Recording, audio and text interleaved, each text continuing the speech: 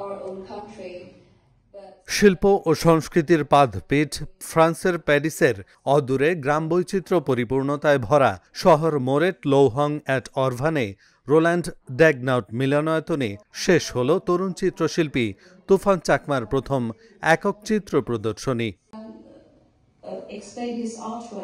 পাহাড়ের ঘুমপাড়ানি গান শীর্ষক এই চিত্র প্রদর্শনীতে স্থান পেয়েছিল জল রং, স্কেচ, তেল রং, ডিজিটাল পেইন্টিং সহ বিভিন্ন মাধ্যমে করা মোট ৩০টি শিল্পকর্ম, ছিল অ্যানিমেশন ভিডিও।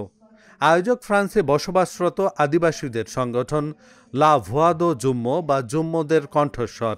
এর আগে বেশ কয়েকটি দলীয় প্রদর্শনীতে অংশ নেন তুফান, তবে একক প্রদর্শনী এই প্রথম, তাও ফ্রান্সের মতো একটা জায়গায়। তা তুফানের জন্য এক বিস্ময়কর অভিজ্ঞতা।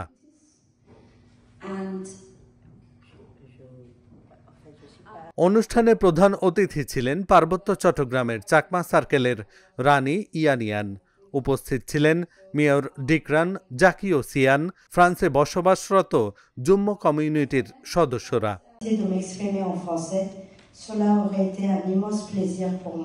চিত্রশিল্পী তুফান চাকমা জানান, এই এক্সিবিশন ছিল না শুধু আমার ব্যক্তিগত অর্জন, বরং এই ছিল আমাদের অস্তিত্বের সংকট। পাহাড়ের নিঃশব্দ আর্তনাদ আর প্রজন্মের জমে থাকা বেদনার প্রতিধ্বনি। দূরদেশে দাঁড়িয়ে আমি তুলে ধরেছি সেই সব না বলা গল্প, যেগুলো পাহাড়ের ভাঁজে ভাঁজে লুকিয়ে আছে নীরব যন্ত্রণার হাহাকার হয়ে, যুগ যুগ ধরে অবহেলিত ও উপেক্ষিত হয়ে। Dhaka journal, news desk.